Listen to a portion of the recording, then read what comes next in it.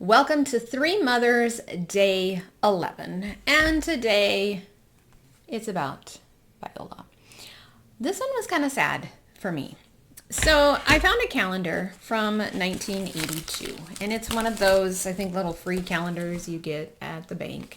January starts out okay. February must start going downhill. And then in March, Viola health goes downhill, and she was born with diabetes a year before insulin was even developed, and so she's had lots of health issues throughout her life, and it goes up and down. She'll hit periods of years when she's younger where everything is good, and then she has a setback or whatever. Well, in March 1982, she goes to the heart hospital. And then March 11th, she comes home from the hospital. So she was there for about a week. And so let me summarize, and I kind of summarized what all happened here.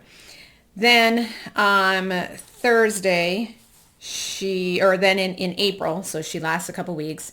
Then at the beginning of April, she falls in the hallway. And I remember this because it was right around Easter, and I have an Easter card that came from them. And I thought there was a letter in there. I can't find the letter anymore where she fell.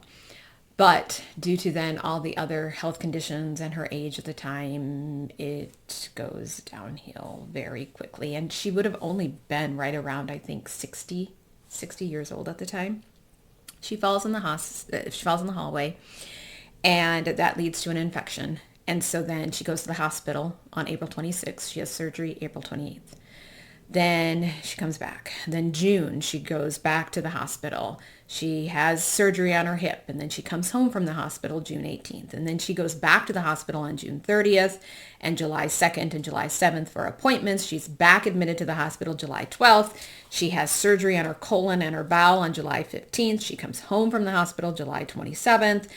And then August 10th, they take her back to the doctors. They put her in the hospital, and she's in intensive care on the 13th of August. She gets out of intensive care. Then later, they have to amputate her leg on the 24th. September 1st, she comes home.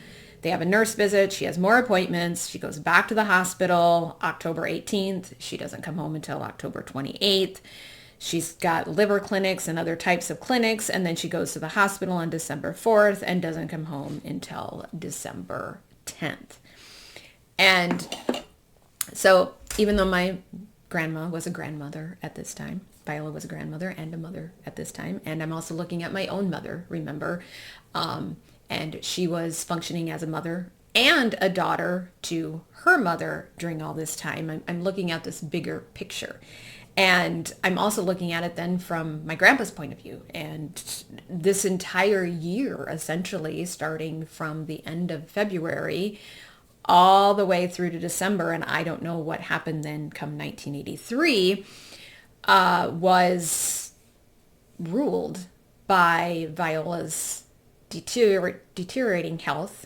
She was blind long ago at this point, at least a decade. She had lost her vision completely, and then she had her leg amputated, and I remember being scared about that when I was little. But I really want to capture what it might have been like for my mom as her daughter. We couldn't come back. We were too far away. So there is a thing in there that Lisa came to visit from the end of July until the beginning of August. And so she helped out, but couldn't do more at the time because we were too far away, and we were in the process of moving, and it was a very, very chaotic time. It's a valuable relic, but it's also a very sad one. Till next time on Three Mothers.